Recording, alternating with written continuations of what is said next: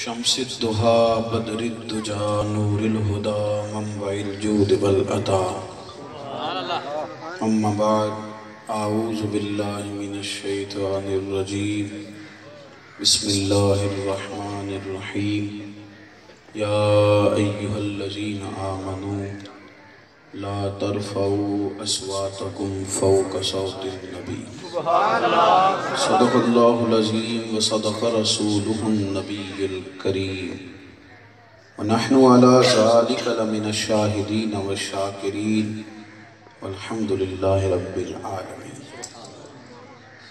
إن الله وملائكته يصلون على النبي يا أيها الذين آمنوا صلوا عليه وسلموا تسليما اللهم صل على سيدنا ومولانا محمد معدن الجود والكرم وآله وبارك وسلم الصلاة والسلام عليك يا سيدي يا رسول الله وعلى آلك وصحابك يا حبيب سارے حضرات درود شریف پڑھیے درود پاک پڑھیے سارے پڑھیے درود شریف ماشاءاللہ الصلاة والسلام علیک یا سیدی یا نبی اللہ وعلا آلک واصحابک یا حبیب اللہ تمام تعریفیں حمد و ثنا اللہ جل جلالہ کے لیے درود و سلام نبی اکرم نور مجسم شفیع معظم احمد مجتبیٰ جناب حضرت محمد مصطفیٰ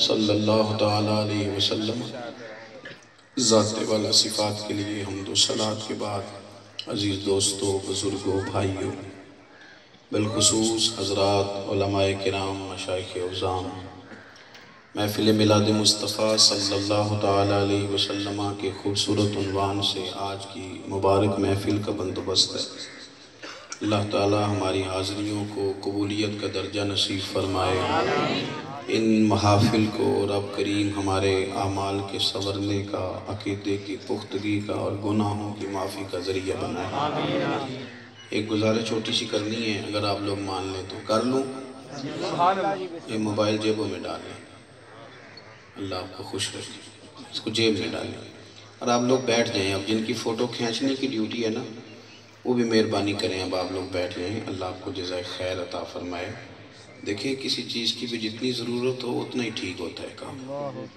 یہ تھوڑا سا نامناسب ہے مطلب یہ کہ فوٹو کی علماء نے ضرورت دی ہے مجبوری کے عالم میں دی اب کچھ کام بغیر فوٹو کے چلتے نہیں تو کھچوا لیں ثواب سمجھ کے نہیں فوٹو کھینچیں آپ لوگ میری بات سنیں اور اطمینان سے اپنی جگہ پہ تشریف رکھیں پیسے دینے والے بھی پیسے جیب میں رکھیں اور میری بات آپ لوگ اللہ تعالیٰ آپ کو بہتر صلہ عطا فرمائے قرآن مجید فرقان حمید میں اللہ تعالیٰ نے نبی کریم صلی اللہ تعالیٰ علیہ وسلم کے آداب بیان فرمائے نبی پاک علیہ السلام کی بارگاہ تاریخ انسانیت میں وہ واحد بارگاہ ہے کہ جن کے آداب خود رب کریم بیان فرمایا یا ایھا الذین آمنوا لا ترفعوا اصواتکم فوق صوت النبی اے ایمان والو تمہاری آوازیں میرے نبی پاک کی آواز سے اونچی نہیں ہونی چاہیے وَلَا تَجْهَرُوا لَهُ بِالْقَوْلِ كَجَهْرِ بَعْضُكُمْ لِبَعْضٍ اس طرح تم آپس میں چلا کے بات کرتے ہو بے تکلف اس طرح میرے محبوب سے نہ کرنا ان تحبط اعمالکم تمہارے سارے اعمال ضائع کر دیے جائیں گے وَأَنْتُمْ لَا تَشْعُرُونَ اور تمہیں پتہ بھی نہیں چلے گا ادب جو ہوتا ہے نا یہ آدمی کو خوبصورت بنا دیتا ہے انسان بادب آدمی دائروں کے اندر بند ہوتا ہے جو بے ادب لوگ ہوتے ہیں ان کا کوئی دائرہ ہی نہیں ہوتا نہ بولنے کا نہ دیکھنے کا نہ سوچنے کا ادب والا آدمی سوچتا بھی ایک حد تک ہے دیکھتا بھی ایک حد تک ہے اور اپنی حیثیت سے باہر بات بھی نہیں کرتا اسی ادب کو عاجزی کا نام بھی آپ دے سکتے ہیں تواضع کا نام بھی آپ دے سکتے ہیں اسی کو آپ خوف خدا کے دائرے میں بھی لا سکتے ہیں بے ادب لوگ جو ہوتے ہیں وہ بے حد ہو جاتے ہیں ہمارے ہاں یہ ہوا ہے کہ لوگوں نے بے باکی کے نام پر بے ادبی کو پروموٹ کیا ادب معاشرے میں امن پیدا کرتا ہے سکون پیدا کرتا ہے، بے ادبی بے چینی اور بے قراری پیدا کرتی ہے۔ آپ روز خدمت کریں ماں باپ کی، لیکن ایک دن اگر آپ کے منہ سے سخت لفظ نکل گئے نا ابا جی کے لیے کہ ابا جی دور بدل گیا ہے، آپ کیا مجھے سمجھاتے رہتے ہیں ہر وقت، تو وہ ساری رات ابا بیچارہ رو کے گزار دیتا ہے۔ اسے محسوس ہوتا ہے میری تو کمائی اجڑ گئی۔ اماں بیچاری لڑائی ہو رہی تھی اماں کی اور بیوی کی، تو اس نے آ کے کہہ دیا کہ اماں چل بیوی تو میری جس طرح کی ہے، اماں تو بھی نہیں سیانی، تو بھی جذباتی ہے۔ تو ماں کو نا وہ ساری راتیں یاد آ جاتی ہیں جو اس نے اس کے لیے جاگ کے گزاری ہوتی، اور اسے ساری ماریں یاد آ جاتی ہیں جو اس نے اس بیٹے کے لیے کھائی، اور محسوس ہوتا ہے کہ میں نا واپس آ گئی ہوں، ریورس گیئر لگ گیا۔ بے ادبی آپ ایک دن کر لیں، روز نہیں، تو وہ ایک دن کی بے ادبی بھی ماں باپ کو بے چین کر دیتی، لیکن اماں انتظار کر رہی تھی کہ میری بیٹی نے کوئی 20-25 ہزار مانگ لیا ہے، بیٹی غریب ہے، اب بیٹے سے کیسے کہوں گی، وہ بھی تو بیچارہ غریب ہے، محنت کرتا ہے، اس کے بھی بچے ہیں، اتنی طاقت نہیں اس کے پاس کہ وہ بہن کو دے سکے۔ اماں سارا دن منصوبہ بناتی رہی کہ بیٹی کا صبح فون آیا تھا، اماں تھوڑے پیسے چاہیے، سارا دن پلان کرتی رہی پتر آئے گا کیسے کہوں گی، اس غریب کو کس طرح مجبور کروں گی، وہ پہلے ہی بڑا پریشان ہے۔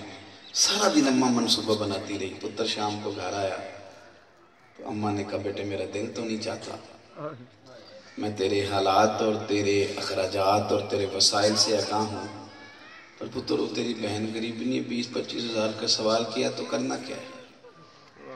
تو پتر نے پتہ کیا کیا، اس نے اٹھ کے نہ ذرا آگے بڑھا، اماں کا ہاتھ پکڑ کے چوما، اس نے کہا ماں تو ڈر ڈر کے بات کیوں کرتی ہے، تم پیسوں کی بات کرتی ہے، میری جان بھی تیرے حکم پہ حاضر ہے۔ آپ کسی پیر صاحب کی مٹھی میں دیں گے نا 5,000 کے دعا کریں تو وہ بھی رٹی رٹائی کر دیں گے، میں نہیں کہتا نہیں کرتے، لیکن ایک پکی کیسٹ ہے سب کے لیے چل جاتی ہے وہ۔ لیکن اماں کو آپ نے یہ کہہ دیا، ادب کر دیا، اب آپ آ کے سو گئے، لیکن وہ ساری رات روتی رہی اور دعائیں مانگتی رہی، اللہ اس کو خیر کر دے۔ جب آپ ادب کرتے ہیں نا، آپ پی ایچ ڈی کر گئے، ایم فل کر گئے، پھر ایک بہت بڑی جاب آپ کو ملی، بہت بڑے بزنس مین ہو گئے، اللہ تعالیٰ نے آپ کو بہت بڑی گاڑی دے دی، پجاروں میں آپ بیٹھے، 1.25 کروڑ 1.5 کروڑ کی گاڑی تھی، آپ گزر رہے تھے پک ڈنڈی سے، فٹ پاتھ سے، آپ کے میٹرک کے ٹیچر جو میٹرک پی ٹی سی تھے اور آپ کو پرائمری میں پڑھایا کرتے تھے، 1 دونی دونی تو 2 دونی، وہ آپ کو نظر آگئے کہیں، وہ آپ کو نظر آگئے جو پڑھاتے تھے کہ الف انار اور بے بکری، پرائمری کے ٹیچر، آپ کی تعلیم اب پی ایچ ڈی ہے، وہ استاد جو ہیں وہ آپ کی میٹرک پی ٹی سی ہیں، وہ آپ کو نظر آگئے، استاد کی سائیکل پہ تھے اور آپ پجاروں پہ تھے، تو آپ نے استاد جی کو دیکھ کے لگائی بریک، آپ اترے، اور اتر کر کے آپ نے کہا استاد جی پسند کریں تو میں نہ چھوڑا ہوں، تو استاد جی نے شکریہ بھی ادا کیا، ماتھا بھی چوما، دعا بھی دی، آپ نے 2 منٹ ادب کیا ہے، اتر کے سلام لے لیا ہے، استاد بیچارہ دوبارہ سائیکل پہ بیٹھ گیا ہے، اور اسے یوں لگا ہے کہ اب وہ سائیکل جو ہے نا وہ پجاروں سے مہنگا ہو گیا۔ آپ جب ادب کرتے ہیں نا، آپ نے قاری صاحب سے سبق پڑھا تھا، آپ نے ان کے پیچھے نماز پڑھی تھی، تو قاری صاحب آپ کے پاس آ گئے، وہ پتر وہ ایک چھوٹا سا مسئلہ تھا، وہ تھوڑی پرابلم ہو گئی تھی، تو آپ نے کہا استاد جی آپ ہمارے استاد ہیں، آپ آنے کی تکلیف کیوں کری، آپ فون کرتے میں مسجد حاضر ہوتا، میں اجرے میں پہنچ جاتا۔ آپ یقین کریں کہ وہ جو 15,000 تنخواہ ملتی ہے نا، وہ یکدم 15 کروڑ لگنے لگ جاتی ہے۔ آپ جب ادب کرتے ہیں نا، اس میں حسن پیدا ہوتا ہے۔ جب آپ بے ادبی کرتے ہیں، ہمارے ہاں نا ہمارے میڈیا نے، ہمارے سیاستدانوں نے، تیز طبیعت لوگوں نے بے ادبی کو پرموٹ کیا۔ آپ کے چینل رات کیا کرتے ہیں؟ الزام تو آپ مولویوں کو دیتے ہیں نا کہ مولوی لڑائی کراتے ہیں، تو آپ کے چینل رات کیا کرتے ہیں؟ 4 لوگوں کو جو بٹھایا جاتا ہے تو ایک دوسرے کی پگڑیاں کھولنے کے لیے بٹھایا جاتا ہے۔ کیا ہوتا ہے؟ ایک دوسرے کی توہین، لان تان، آپ کے اتنے ہزاروں کے مجمع سیاسی اجتماعات، ان میں کیا ہو رہا ہے؟ ایک دوسرے کے بارے میں غلیظ باتیں۔ جب آپ لوگ الیکشن دیکھتے ہیں تو سیاستدان نے تو پتہ نہیں جیت کے کس پارٹی میں جانا ہے، لیکن آپ چوکوں چوراہوں میں بیٹھ کے جو ایک دوسرے کے خلاف غلط باتیں کرتے ہیں، اور سخت جملے کہتے ہیں. اور اب جو کچھ سوشل میڈیا پہ ہمارے بچے ایک دوسرے کے بارے میں کرتے ہیں، یہ مہذب قوموں کا طریقہ. ہم بے ادبیاں پروموٹ کرتے ہیں. آپ نے ناراض نہیں ہونا، مجھے بلایا نا آپ نے بات کرنے، تو میں نے کرنی تو ہے نا جی. اور موبائل کا آپ نے ویسے وعدہ کر لیا جیبوں میں ڈالنے، وہ آپ نے ویسے ہاتھ میں نہیں رکھنا.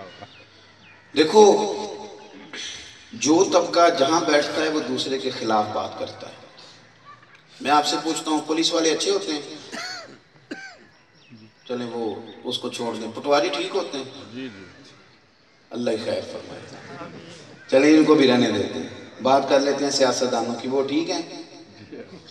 ہو گیا معاملہ جی گڑبڑ. مجموعی بات کر رہا ہوں، مجموعی. چلیں آپ کہہ دیں گے جی کچھ ٹھیک بھی ہیں، لیکن مجموعی طور پہ نا ہم نے پرموٹ کیا ایک دوسرے کے خلاف کلچر. ہر طبقے کے لوگوں نے. آپ چھوڑ دیں علماء کو، ویسے آپ عوامی مجمع میں جا کے کسی سے پوچھ لیں مولویوں کے بارے میں کیا خیال ہے، پوچھ لیں لوگوں کے کمنٹس کتنے، یہ بھلا کیوں ہوا ہے.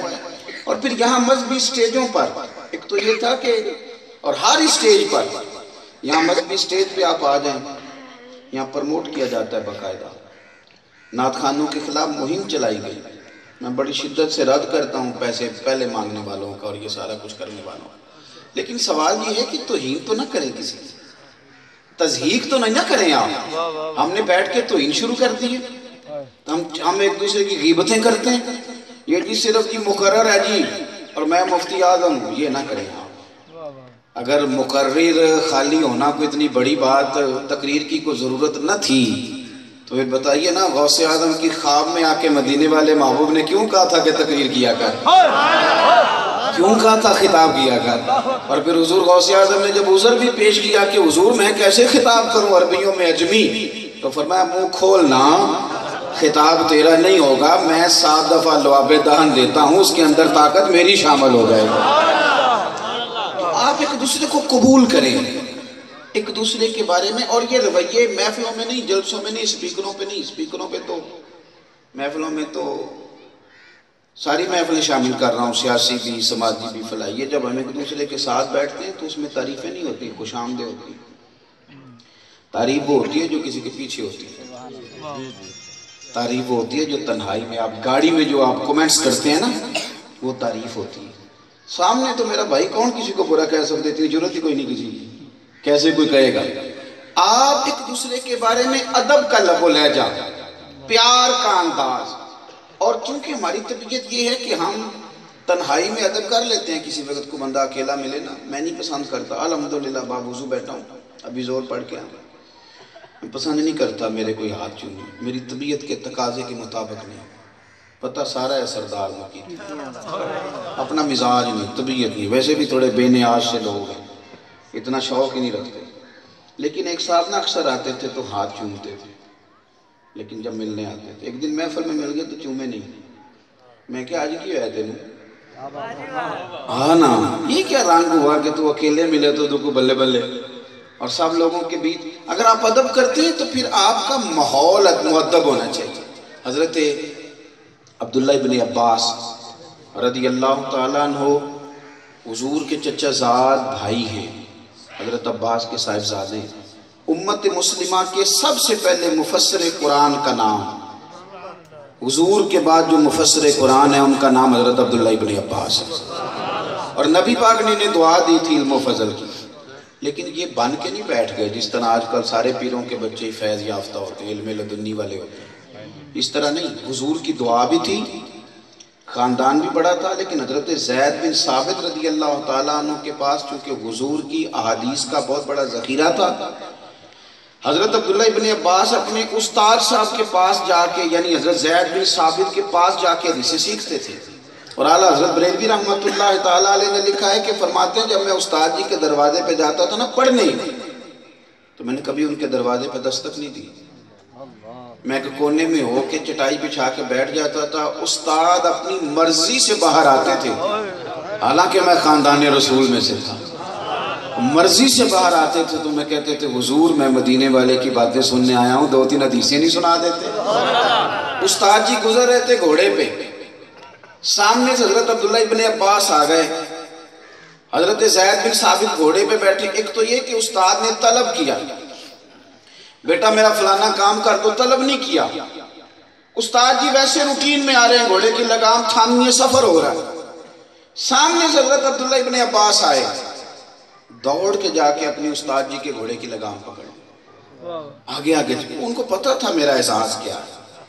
ہم تو کہتے ہیں نا خو اب میں اتنا بڑا افسر ہوں تو میں کسی کی رسپیکٹ کروں تو لوگ کیا کہیں گے، اب میں کسی کو اتر کے ملوں تو لوگ کیا کہیں گے، ساری زندگی اس خول سے اترتے ہی نہیں۔ اقبال نے بھی تڑپ کے کہا تھا اگرچہ بت ہیں جماعت کی آستینوں میں، تو نے اندر بت چھپایا ہوا ہے، تو کیا بات کرتا ہے، اگرچہ بت ہیں جماعت کی آستینوں میں، مجھے ہے حکم اذاں لا الہ الا اللہ۔ اور اقبال کہنے لگے یہ بت ہیں تکبر کا، غرور کا، عہدے کا، پیسے کا، علم کا، یہ بت ہے۔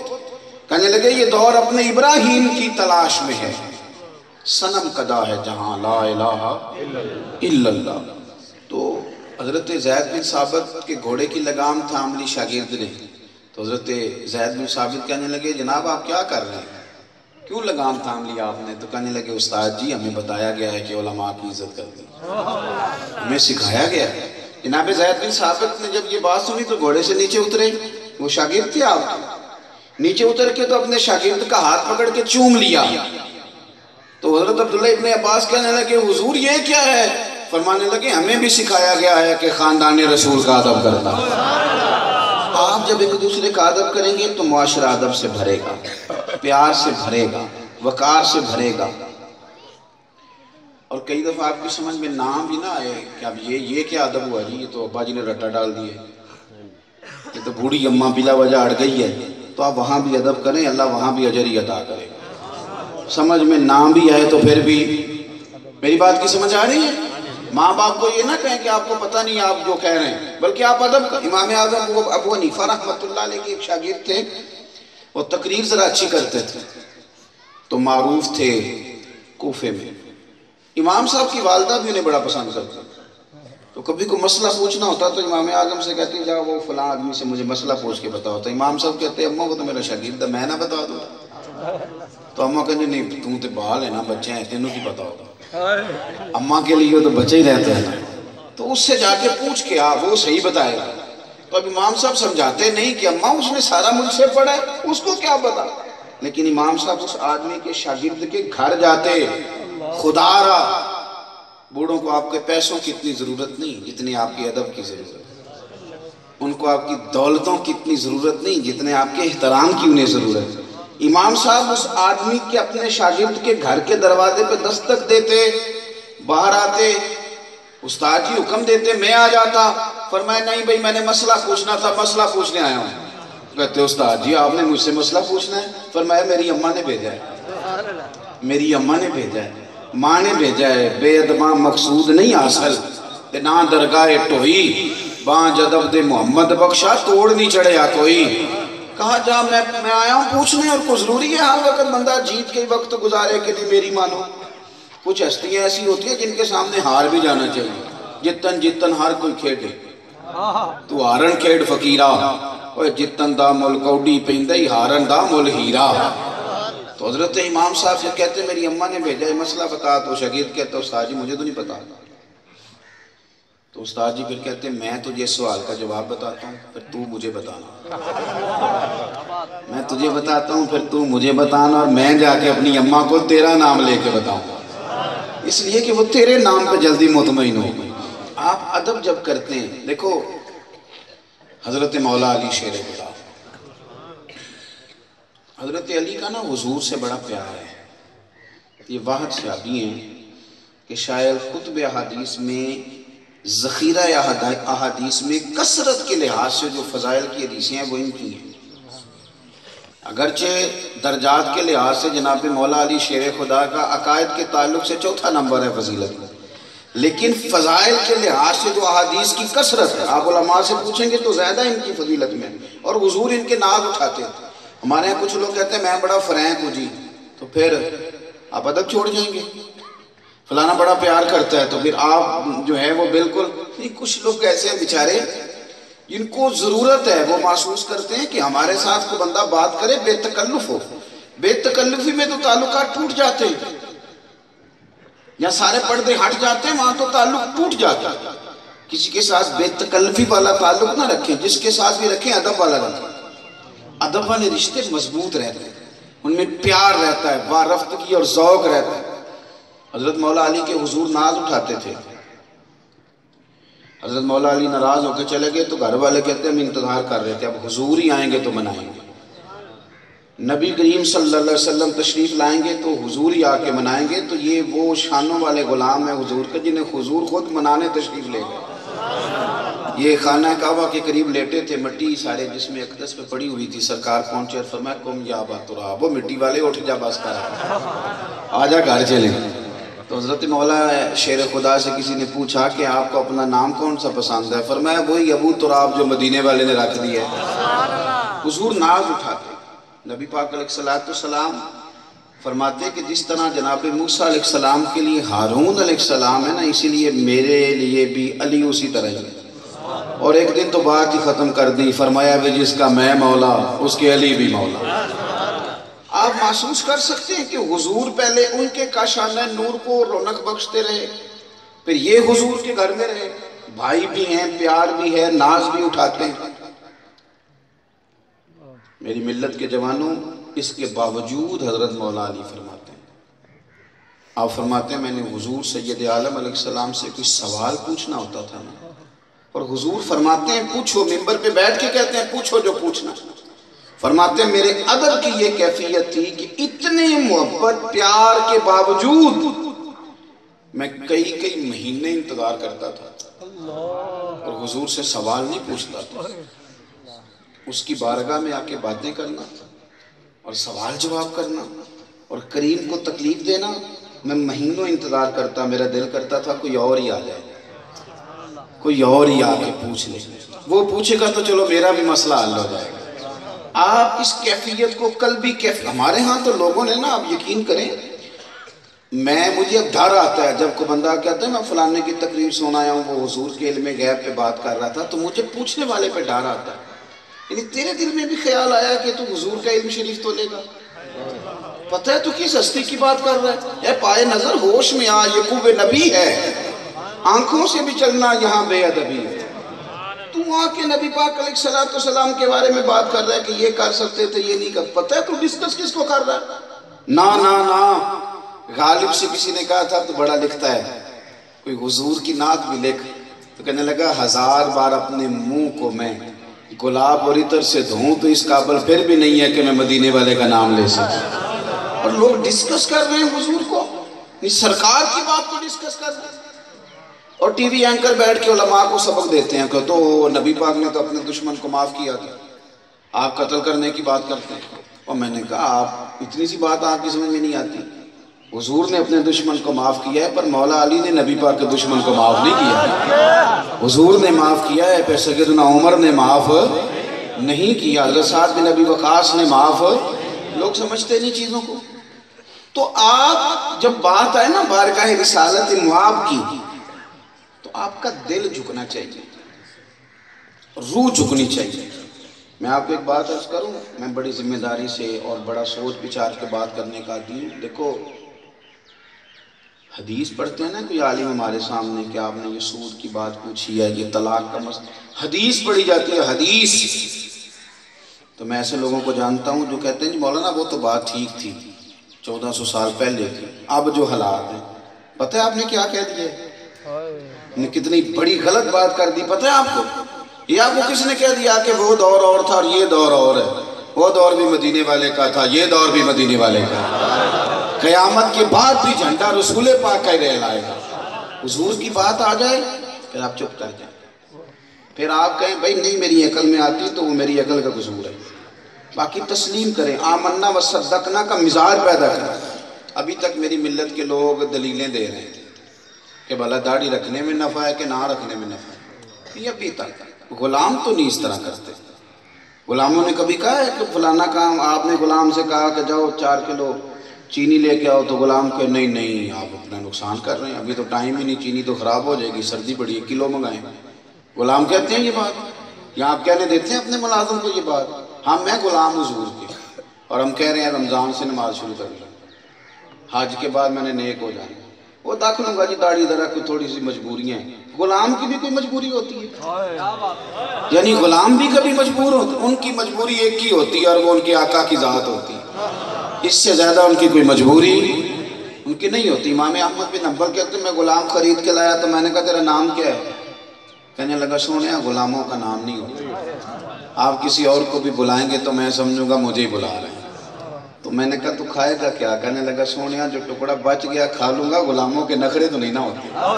اور میں نے کہا پہنے گا کیا؟ رہے گا کہاں؟ کہنے لگا حضور بس بھی کریں، آپ اشارہ کریں جہاں رات ہوگی لیٹ جاؤں گا. امام صاحب فرماتے ہیں مجھے وجد ہو گیا. میں نے کہا اٹھو سینے سے لگ، تو غلام بننے کے نہیں تو آقا بننے کے قابل ہے. او بھائی آپ کس طرح کی غلامی ہے؟ ختم ہو گئی بات. جو حضور نے کہہ دیا وہ عرف آخر ہے، جو نبی پاک نے پسند کر لیا وہ عرف آخر ہے. جس پر حضور کی نگاہ آ گئی بات ختم ہو گئی. غلام غلامی کرتا ہے، تبصرے کہانیاں نہیں سناتا، وہ تو غلامی کرتا ہے. زیادہ بات کرنے کا میرے پر وقت نہیں ہے. حضرت سیدنا عمر فاروق اصول آدمی، تگڑی شخصیت، امت مسلمہ میں اور عالم انسانیت میں اتنے مضبوط اعصاب کا مالک آدمی. بس کیسر کسرا کے بڑے بڑے بادشاہوں نے بھی پیغام بھیجے تو عمر فرماتے ہیں دوڑ جاؤ، ٹائم کوئی نہیں میرے پاس، بھاگو. کسی کی جرت نہیں. جس بندے کا درہ زمین پہ بھی چلے. حضرت عمر بیٹھے تھے چھت پہ، عارف رومی کہتے ہیں چھت پہ بیٹھ کے نا تو سوئی دھاگے کے ساتھ اپنا کرتا سی رہے تھے. یہ بھی دیکھو حکمران کتنا بڑا اور خود کام کر رہے ہیں چھت پہ. تو سامنے سورج پڑ رہا ہے، پسینہ آ گیا پیشانی مبارکہ پر.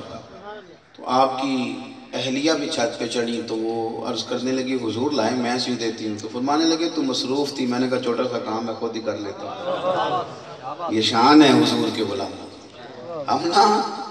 ہم اپنا بتائیں نا تو دن نہیں گزرتا. یعنی گھر میں جا کے نا والد صاحب کئی دفعہ بہت بڑے ڈکٹیٹر بن جاتے ہیں. وہ کہتے ہیں دیکھو میں آیا ہوں، میرا پروٹوکول ہی کوئی نہیں کیا کسی نے. تو سیٹھ صاحب کو باہر سیٹھ صاحب رہنا چاہیے، گھر کے اندر انہیں والد صاحب بن کے آنا چاہیے.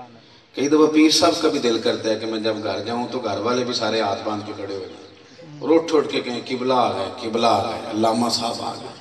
تو یہ بات، یہ مطالبہ ہی سرے سے غلط ہے، یہ انداز درست نہیں ہے. آپ یہ سارا کچھ چھوڑ کے آئیں، گھر میں جو آپ کی حیثیت ہے آپ اس حیثیت کے مطابق آئیں، اس ترتیب کے مطابق آپ آئیں. حضرت عمر سوئی دھاگے سے سی رہے تھے تو آپ کی اہلیہ کہنے لگی کہ حضور مجھے دے دیں. فرمانے لگے نہیں چھوٹا سا کام ہے. تو کہنے لگی پھر اس طرح کریں یہ چہرہ اس طرف کر لیں، سورج سیدھا پڑ رہا ہے پسینہ. فرمانے لگے او خو میں نے تو دیکھا ہی نہیں. اور پھر نا ایک بڑا خوبصورت جملہ کہا حضرت عمر نے. فرمانے لگے او سورج تو نبی پاک علیہ السلام کے غلاموں پہ بھی اتنی گرمی کرتا ہے؟ آپ کی اہلیہ کہتی ہیں کہ لفظ آپ کی زبان سے نکلے تو سورج نے اپنا رخ بدل لیا.